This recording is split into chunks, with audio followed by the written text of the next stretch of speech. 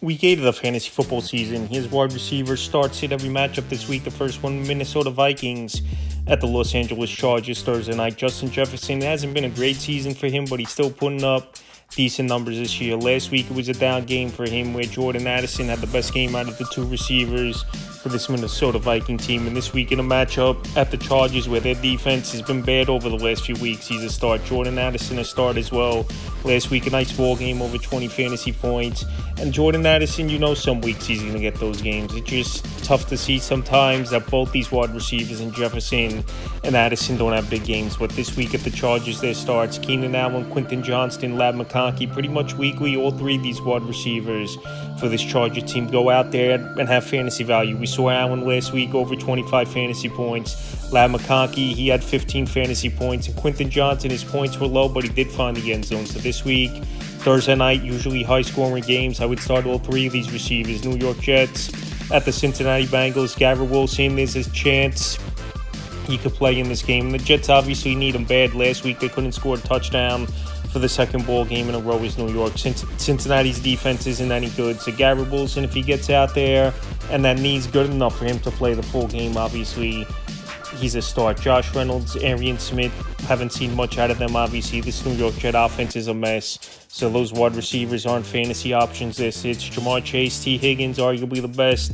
1-2 receiver combo in all fantasy football. Chase last week, an amazing 23 targets, monster ball game where some people, their matchups were done on Thursday. That's how big of a game he had with 40 fantasy points in PPR leagues. And T. Higgins, the last 3 weeks, double-digit fantasy games in a row. So this week in a pretty good matchup versus the Jets, there easily starts. Buffalo Bills at the Carolina Panthers. Khalil Shakir, the only receiver I really could trust in this Bill receiving room. He's a good possession guy, good hands, can run the routes. Him and Josh Allen have been on the same page, so he's a start this week. Keon Coleman, Jordan Palmer, that's it. Coleman's had a couple decent games this season, but another wideout where he's tough to trust week in and week out. There could be a week he goes for, 15, 20 fantasy points, and then the next week he barely gets targeted and only gets 2 or 3 fantasy points. So this week he's a sit in. Jordan Palmer, nothing more than a guy that comes in when they spread it out, third or fourth receiver, not really going to have impact. Now to the Panthers, Tedora McMillan,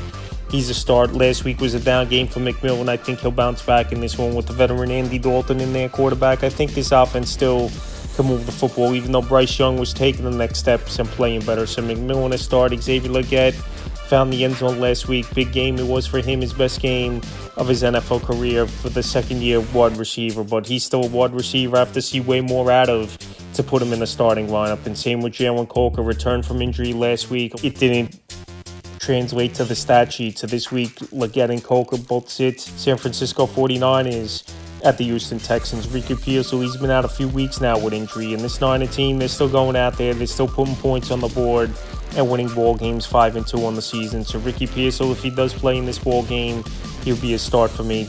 This Texan defense, I don't think it's a bad defense, but they still are vulnerable, giving up points to wide receivers. And we'll see if this 49er offense can get healthy with Brock Purdy possibly returning. And also Pearsall, Jawan Jennings, Kendrick Bourne's a sit. Jawan Jennings last week, I don't know how he got it out. He's playing supposedly with 5 fractured ribs, a shoulder injury, and some ankle sprains is Jawan Jennings. Jennings toughed it out. He didn't have a good ball game. And obviously with all those injuries, he's not going to be 100%. He's a sit. And Kendrick Bourne, he might have been a 2-week wonder where last week he came back down to earth pretty quickly for this 49er team. And he didn't do much in that ball game. Was Kendrick Bourne. Where now defenses, they're focusing in on him a little bit more. He's a sit. Nico Collins, he was concussed Monday night game. And I don't think it's looking that great in Nico Collins playing. But obviously if Nico's in the lineup, he's going to be a start. He was a first, second rounder in fantasy drafts. I know the numbers haven't been elite like last season for Nico Collins, but still a wideout that's a solid number 2 option for fantasy owners. And has a decent matchup if he does play in this one versus San Francisco with a banged-up defense. Jaden Higgins, Jalen Noel, 2 rookie wide receivers. We haven't seen much from them all season long. Really not on the fantasy radar. This hits New York Giants at the Philadelphia Eagles. Wendell Robinson, he's playing well now since he's been the number 1 wide receiver about a month now when Malik Neighbors went out with the torn ACL early in the season. So Wendell, he's more of an underneath guy. Not much of the time he's going to stretch the field for this Giant team and make big plays. But this week in Philadelphia, Well, I think this ball game, Philly, after losing 2 weeks ago, they're going to come out firing is this Philly offense like we saw last week versus Minnesota. So Robinson's going to get opportunities. Darius Slayton, he hasn't played the last 2 weeks. He's dealing with a hamstring injury. We don't know what the Giants are going to get from him. So even if he plays, he's a sit. And little Jordan Humphrey, he's a guy that coming into the year was barely on the roster for this New York Giant team. So obviously he's a sit. A.J. Brown, Devonta Smith, the last couple weeks, this Philly receiving core is getting things going. And Jalen Hurts, he's trying to prove the doubters wrong. And he's going out there and he's making big plays. Last week to go into Minnesota, throw over 300 yards. And both these receivers with nice ball games. Their must starts. And this one versus a Giant secondary that can't stop anyone. And we saw it obviously in week 7, giving up 33 points in the fourth quarter to the Broncos. Cleveland Browns at the Patriots, Jerry Jeudy, Isaiah Bond, this hits for me in this one. This offense really can't move the football pretty much all season long. It's either been Quinshawn Junkins or one of the tight ends in Harold Fannin Jr. or David Njoku going out there making plays for this Cleveland Brown offense. So that's it. Stephon Diggs to start. Diggs, it's been a solid first year for him, I think, in New England, especially coming off an ACL where he tore it last year. Exactly from that one, week 8. And for him to be ready for training camp and the opener was pretty impressive from Diggs. So this week, even in a tougher matchup versus Denzel Ward, most likely covering him a majority of the game, he's a start. Kayshon Boutte, he's a fringe option, is Boutte. Boudet's a good receiver over the last couple weeks, putting up fantasy points. Last week, only 2 catches, 55 yards, but he's got a knack for the end zone this season. Him and Drake May have a good rapport. Drake May is spreading that football out well, and his playmakers are going out there making plays. Chicago Bears at the Baltimore Ravens. Rome Odunze the last 2 weeks, he's failed to reach double-digit fantasy points. But I think this week at a banged-up Baltimore secondary and a defense that hasn't stopped anyone in the last 3-4 weeks here, Odunze bounces back, and he's always been the number one option in this passing game for Caleb Williams. DJ Moore, fringe option. It's been a down year for DJ Moore. And coming into the year, he was going 5th, 6th round for a reason, and he's pretty much a guy, 8 to 10 fantasy points. At most, he's going to score for fantasy owners. So this week, even in a nice matchup, he's nothing more than a fringe option. Zay Flowers a start. Lamar Jackson hopefully returns to the lineup this week for this Baltimore Raven team. And the Chicago Bear defense definitely improved from last year to this year, but there's still a defense that's vulnerable in the secondary to giving up points. And Zay Flowers is the number one option in this passing game for Baltimore. Rashad Bateman is it. We haven't seen much from him all season long. Pretty much this offense is obviously Lamar running, Derrick Henry, Zay Flowers, and then some weeks Mark Andrews going out there making plays. So Bateman this week, even in an okay matchup, is a sit. Miami Dolphins at the Atlanta Falcons. Jalen Waddle, he's a start. Last week, the whole offense disappeared besides Stephon Achane had a decent ball game for the Miami Dolphins. So Waddle, he's been in some trade discussion, but it's not looking like he's going to go anywhere in the next couple weeks. Look at Atlanta, even though Atlanta's defense is playing good for the most part. I put Waddle in the lineup because now Darren Waller, he's going to be out, it looks like, and that could be even more targets going Waddle's way. Malik Washington is it. He's nothing more than a guy that's going to get 4 or 5 catches at most per game, but not get a lot of yards, surprisingly. He's a small wide receiver. They use him more as a gadget guy, and this week, he's a sit. Drake London to start. Last week, it was a down game for London after he had a monster game versus the Buffalo Bills on Monday night in Week 6, going over 150 yards and finding the end zone. But Drake London, when he has a bad game, he comes back and puts up a big game. And this week in a great matchup versus a bad Dolphin defense that can't stop anyone, he's a must-start. Darnell Mooney, a fringe option. Mooney's been back now in the lineup for this Atlanta Falcon team. And him and Penix just can't connect. He missed him on a couple deep balls late in that ball game at San Francisco. Darnell Mooney, we know last season had a good year, majority of the year, but at this point, even with all the bye weeks, he's a fringe option. Tampa Bay Buccaneers at the New Orleans Saints. And Micah Ibuka surprisingly played in that game last week after he had a bad hamstring pull in that victory versus the Niners in Week 6. But Ibuka went out there, 4 catches, 58 yards in last week's ball game at Detroit. Now we know Mike Evans, he possibly might be out for the season, and obviously out for multiple weeks, breaking the collarbone. So Ibuka must start as the number one receiver now. Chris Godwin, we'll see if he comes back this week, even though I think he's going to come back in Week 10 after they have the bye in Week 9 is this Tampa Bay Buck team. And Godwin, he hasn't been 100%.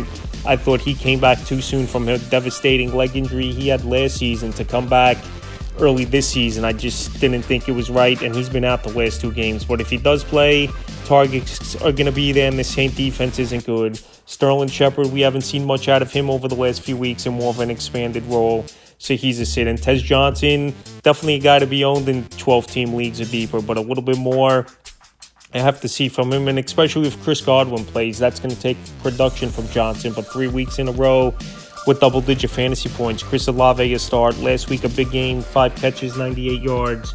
Found the end zone twice for this New Orleans Saints team is Chris Olave. And he possibly might be traded as well in the next couple weeks, where obviously this Saints team's going nowhere and they want draft capital where maybe they could get a 3rd or 4th rounder for Olave. But this week in a game, they're going to be trailing most likely early and often. Solid start. Rashid Shaheed is sit. He had a couple pop games early in the year, especially a big one versus the New York Giants where he had an 87-yard touchdown in that game. But we haven't seen much out of Shaheed. He's pretty much been a deep ball wide receiver and nothing for the most part in his career, Shaheed. So this week, he's an easy sit. Tennessee Titans at the Indianapolis Colts. Calvin Ridley, he missed last week's game with a hamstring injury. We'll see if he comes back this week. But even if he does, he hasn't been impressive at all, and the numbers haven't been there. In this offense, besides Tony Pollard, no one's really done much all season long for Tennessee, and even Tony Pollard hasn't done much, where it's been more the kicking and Joey Sly putting up points. So Calvin Ridley will be a fringe option. Elliot Gale-Maynard had a couple okay games early in the season, but last week operating as the number 1 wideout, he really didn't do much at all. Obviously, it was Ayo Maynard for this Tennessee Titan team, so he's an easy sit. Jameer Dyke, he had a touchdown last week, the best game in his NFL career for the rookie, but we have to see more out of these guys. In this offense, one of the worst offenses in the league, so they both sit. Michael Pittman Jr., he's a start in this one. It's been a nice bounce-back season, and Daniel Jones has turned this whole team around. 6-1 on the season, obviously, is this Indianapolis Colts team. Pittman, he's operating as the number 1 wideout, even though I think the number 1 target in this offense is Tyler Warren in the passing game. But this week in a good matchup versus a bad Tennessee team, he's a start. Josh Downs, he missed last week's game. He was out with a concussion. Even if he returns, I think this ball game is going to be wrapped up pretty quickly, where Pittman and Warren are going to get their numbers, and obviously Jonathan Taylor is going to have a big ball game, I believe, as well, where he's been one of the best backs in fantasy football. So Downs and Pierce, they've had some games here and there over the last couple seasons, but this week, like I said, those other guys are going to get their numbers, and Downs and Pierce are sits. Dallas Cowboys at the Broncos. Broncos, one of the best defenses in the league, and obviously the Cowboys, one of the best, if not the best offense total in the league this season in terms of numbers and putting up points per game. So CeeDee Lamb, he came back last week, and he didn't miss a beat with a big 74-yard touchdown and over 100 yards in that one. So he's a must-start weekly. It looks like Surtain will most likely get Lamb majority of this game, but it doesn't matter. Lamb's obviously matchup-proof wideout. George Pickens a start. He's having a monster season, contract season as well, but Dak Prescott's been the best quarterback easily that Pickens has played with throughout his career. So this week, even in the tough matchup, both these wide receivers, you're going in there weekly and starting them. Cortland Sutton a start. Great matchup versus a bad Cowboys secondary. I don't know if Trevion Diggs is going to return after he was concussed and missed last week's game. But either way, this Cowboy DST can't stop anyone. Sutton a start. Marvin Mims, Troy Franklin. This week, they're fringe options to me. With all these buys and banged up wide receivers all around the league, these 2 wideouts I think could go out there and make some plays. And like I said, this Dallas Cowboys secondary can't stop anyone. I thought last week they played a little bit better, but Deebo Samuel and Terry McLaurin didn't play in that game last week. So if they did, I think it would have been a different story for that Cowboy DST. So Mims, he can make some plays. We saw last week at crunch time, and Franklin had 10 targets last week as well. So they're both fringe options. Green Bay Packers at the Pittsburgh Steelers. Romeo Doubs, Matthew Golden. This starts for me in this one. This offense, I know it's been a run-first offense majority of the season, once again with Josh Jacobs having another big productive year, no doubt about it. But this week, I think they're going to have to put points on the board once again, is this Green Bay Packer team. And we saw the Steelers last week. They got roasted in that ball game by Jamar Chase and T. Higgins. I think Dobbs and Golden could go out there, have decent performances. DK Metcalf is start. He's easily the number 1 option in the passing game for this Steelers team. They're looking for a number 2 guy to step up, even though Freiermuth last week had over 100 yards and found the end zone twice. But this week, Metcalf, I think he could go out there even versus a good defense, even though the last few weeks this Packer DST hasn't looked that great, and he's a good start. Commanders at the Chiefs to close out the week on Monday night, where it's finally down It's one Monday night game per week. Deebo Samuel will start. Last week, he was a late scratch where he practiced majority of the week, and then the heel injury kept him out. So I think getting that extra days of rest and the whole week as well, obviously, on top of it, he's going to come back. Because right now, this Commander team, with Jaden Daniels banged up, we don't know 100% if he's going to play as well in this game. It's important for them to get some guys back in the lineup. So I think versus the Cowboys, they said maybe we could beat them with a makeshift offense without no Deebo and Terry. But this week, they need all hands on deck. So if Deebo's back, he's a start. Terry McLaurin, a fringe option. We haven't seen him now in a month is Terry McLaurin. So, like I said, holding out training camp always isn't a great thing, even though it's a good thing he got his money. No doubt about it for Terry McLaurin. But he's a fringe option if he plays. And Chris Moore, Luke McCaffrey sits. McCaffrey had a goose egg last week. I thought his production would go up, obviously, with Deebo and Scary Terry out of the lineup, but that wasn't the case. And Chris Moore is nothing more than a depth third, fourth wide receiver for this Commander team. And now to the Chiefs. Rashee Rice to start. Came out last week. 2 touchdowns right away for this Chief team. And this offense now is going to take things to the next level if everyone's healthy. And Rashee Rice, he's a top 10, 12 option weekly. Xavier Worthy a start. Last week it wasn't a good game for Worthy, but things are going to open up more for him, and he's going to get more deep ball chances, I think, is Xavier Worthy, with defenses obviously lined up trying to stop Rashee Rice and Travis Kelce as the main priorities. And Hollywood Brown, if he didn't have that touchdown last week, he didn't do anything in that ball game where he was under 10 fantasy points even with the touchdowns. He's a fringe option at best versus a bad secondary of the Commanders. That's wide receivers start sit every matchup for week 8 of the fantasy football season.